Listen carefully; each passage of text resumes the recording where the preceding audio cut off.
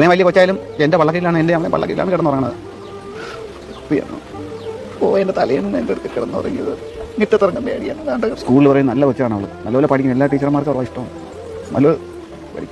നല്ല hand writing ആണ്. Trophy മികച്ച ട്രോഫി.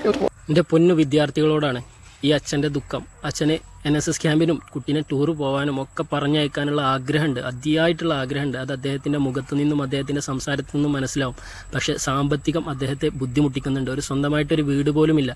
ആദ്യം കുട്ടികളോടാണ് പറയാനുള്ളത്, നിങ്ങൾ കണ്ടറിയുക, സ്വന്തം മാതാപിതാക്കളുടെ അവസ്ഥയും കാര്യങ്ങളും കണ്ടറിയുക. നിങ്ങളെ ഇത് സ്നേഹമില്ലാത്തത് കൊണ്ടല്ല മാതാപിതാക്കൾ അങ്ങനെ ചെയ്യുന്നത്, അവർക്ക് സാധിക്കാത്തത് കൊണ്ടാണ്. നിങ്ങൾ ചോദിക്കുന്ന പല വിഷയങ്ങളും സാമ്പത്തികമായിട്ട് സാധിക്കാത്തതുകൊണ്ടാണ്.